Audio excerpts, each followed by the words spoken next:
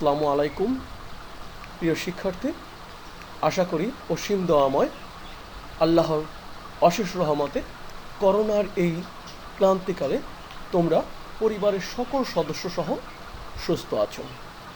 Cantonment college Jessore কর্তৃক আয়োজিত online class কার্যক্রমের সাথে তোমরা বাসায় বসে যুক্ত হচ্ছ এবং নিয়মিত অনুশীলন করতেছো, এটাই আমাদের প্রত্যাশা।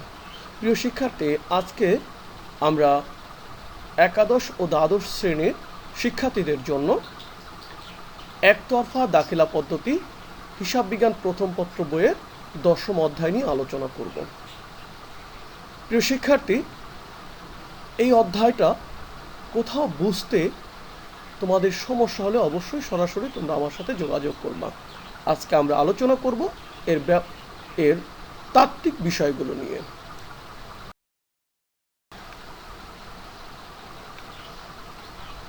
মহান আল্লাহর নামে শুরু করছি।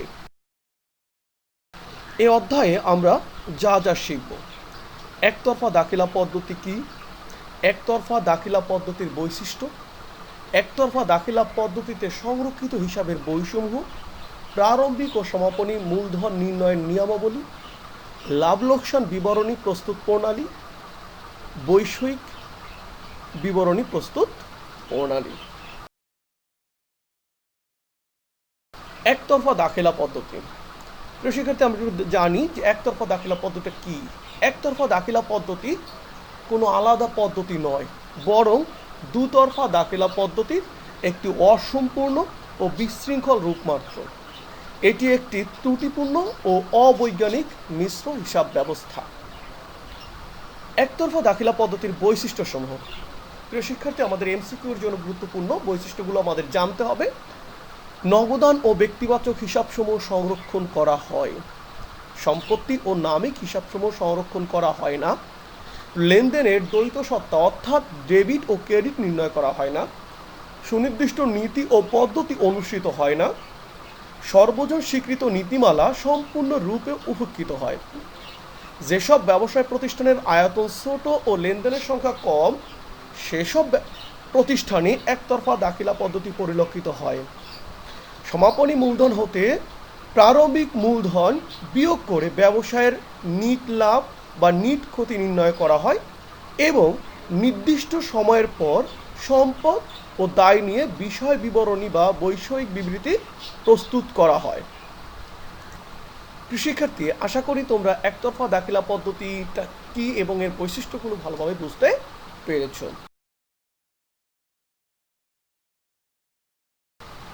একতরফা দাখিলা পদ্ধতিতে সংরক্ষিত হিসাবের বইসমূহ। এই পদ্ধতিতে কিছু বই সংরক্ষণ করা হয়। 1 নম্বর নগদান বই, যেটা হচ্ছে নগদ প্রাপ্তি ও প্রদান সংক্রান্ত হিসাবের বই। 2 নম্বর ব্যক্তিবাচক হিসাবের বই, যেটা হচ্ছে পাওনাদার হিসাব ও দেনাদার হিসাব। তারা কিছু সহকারী বই সংরক্ষণ করে, সেটা হচ্ছে ক্রয় বই, বিক্রয় বই, ক্রয় ফেরত বই, বিক্রয় ফেরত বই, প্রাপ্য বিল বই ও প্রদেয় বিল বই। প্রারম্ভিক মূলধন নির্ণয়। প্রারম্ভিক মূলধন ইকুয়ালটি হচ্ছে প্রারম্ভিক সম্পদ মাইনাস প্রারম্ভিক দায়। প্রারম্ভিক সম্পদ বা দায়গুলো আমরা কি করে বুঝবো? হিসাবকালের শুরুর দিন, যেদিন ব্যবসাটা শুরু হয়েছে বা তার আগের দিন বা পূর্বের দিন যে সম্পদ বা দায়সমূহ আমরা পেয়ে থাকি। সমাপনী মূলধন, সমাপনী সম্পদ বাদ সমাপনী দায়। মহান আল্লাহর নামে শুরু করছি।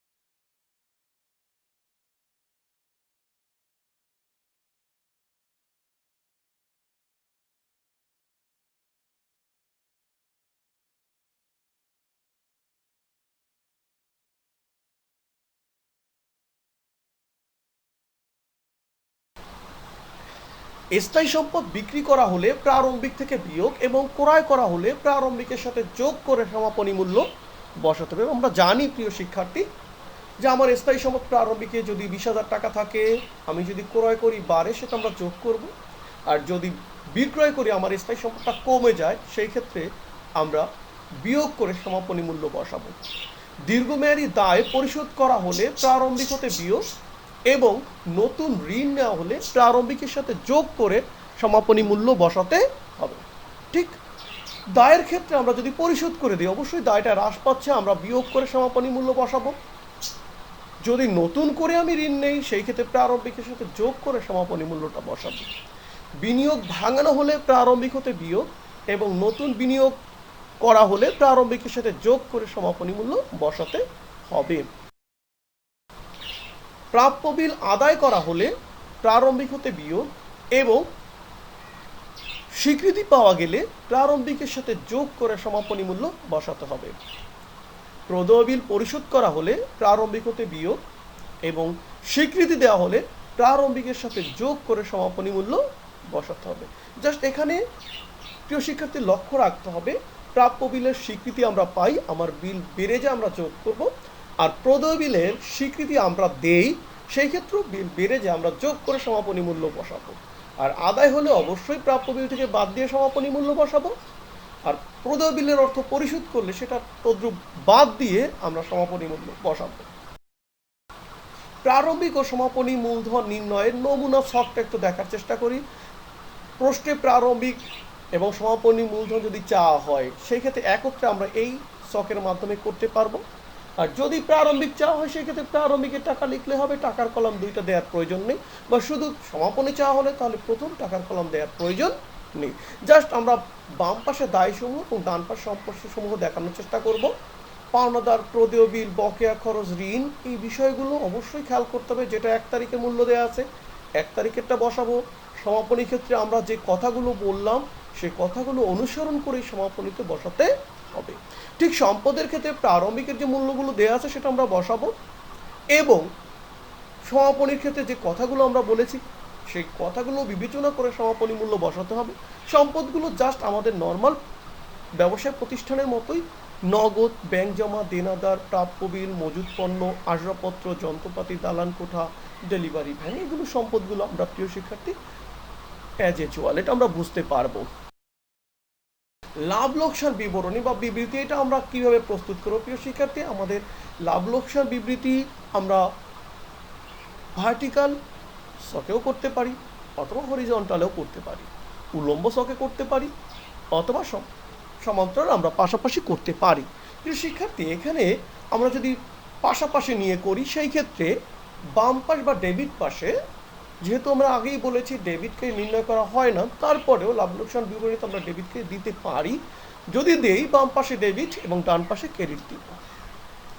সুতরাং তোমাদের বোঝার জন্য বাম বা ডেবিট পাশে যে উপাদানগুলো যাবে সেটা আমরা দেখানোর চেষ্টা করেছি। প্রারম্ভিক মূলধন, অতিরিক্ত মূলধন, মূলধনের সুদ, বকেয়া খরচসমূহ, অগ্রিম আয়সমূহ, অনাদায়ী পাওনা, অনাদায়ী পাওনার সঞ্চিতি, দেনাদার বা প্রাপ্য বিলের বার্তা সঞ্চিতি, সম্পত্তি বিক্রয়জনিত ক্ষতি, অবচয় ও অবলাপন সমূহ।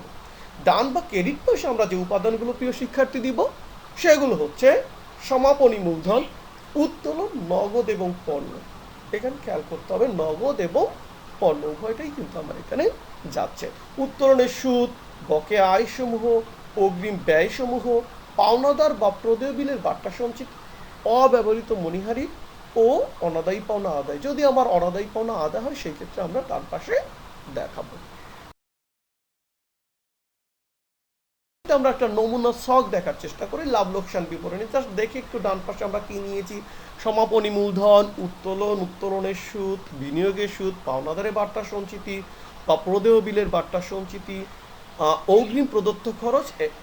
প্রিয় শিক্ষার্থী, এখানে একটা বিষয় আমরা লিখেছি নিট ক্ষতি। এখানে খেয়াল করতে হবে, যদি আমার ব্যয় পাশের যোগফলটা বড় হয়ে যায়, আমরা দুই পাশটা মিলাবো, সেই ক্ষেত্রে আমরা এখানে নিট ক্ষতিতে মিলাবো। বাম পাশে আমরা দেখাবো প্রারম্ভিক মূলধন, অতিরিক্ত মূলধন, মূলধনের সুদ, ঋণের সুদ, অনাদায়ী পাওনা, অনাদায়ী পাওনার সঞ্চিতি, বকেয়া সকল খরচ, অগ্রিমপ্রাপ্ত আয়, দেনাদারের বার্তা সঞ্চিতি, স্থায়ী সম্পত্তির অবচয়। সর্বশেষ যদি আয়ের যোগফলটা আমার বড় হয়, সেই ক্ষেত্রে আমরা যতটুকু ঘাটতির জন্য আমরা লিখব ব্যয় পাশে নিট মুনাফা। শিক্ষার্থী, বৈষয়িক বিবৃতি বা বিষয় বিবরণী আমরা লিখেছি আর্থিক অবস্থা বিবরণী অনুরূপ। আমরা যে আর্থিক অবস্থা বিবরণী করে থাকি দুতরফা দাখিলা পদ্ধতিতে, শিক্ষার্থী তারা আর্থিক অবস্থা বিবরণী না করে তারা করে বিষয় বিবরণী বা বৈষয়িক বিবৃতি। জাস্ট আর্থিক অবস্থা বিবরণীর মতোই হিসাবকালের শেষ দিন প্রস্তুত করা হয়ে থাকে। এখানেও সম্পদ এবং দায়গুলো দেখানো হয়।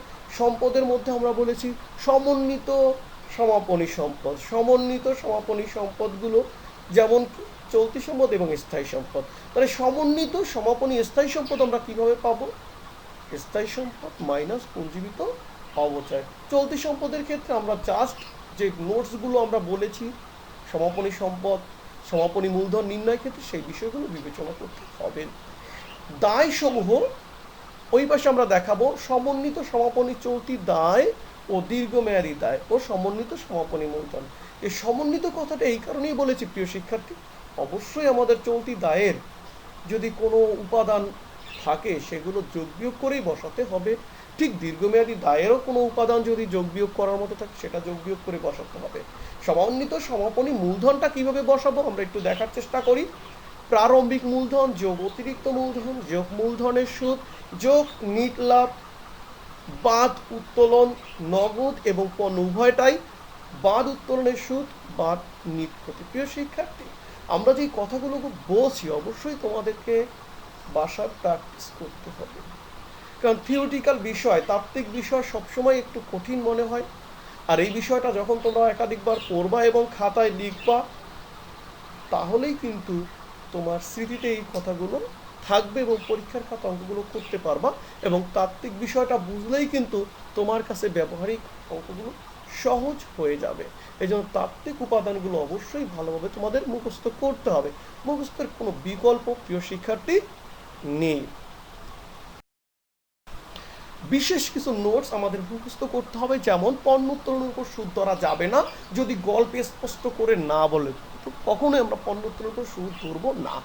উত্তোলনের সুদের ক্ষেত্রে তারিখ দেয়া না থাকলে 6 মাসের সুদ ধরতে হবে। আমরা যদি নির্দিষ্ট তারিখ না পাই সেক্ষেত্রে 6 মাসের সুদ বিবেচনা করব। উত্তোলন মাসের শুরুতে মাঝে বা শেষে সমান হারে, যেমন প্রতি মাসের শুরুতে 500 টাকা করে বা প্রতি মাসের শেষে 800 টাকা করে বা প্রতি মাসের মাঝে 1000 টাকা করে।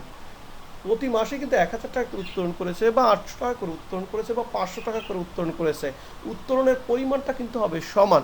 যদি মাসের মাঝে হয় সেই ক্ষেত্রে সুদ ইকুয়াল মাসিক উত্তোলনের পরিমাণ গুণ হার গুণ 6.5, মাঝে হলে 6, শেষে হলে 5.5। এই বিষয়টা খেয়াল রাখতে হবে।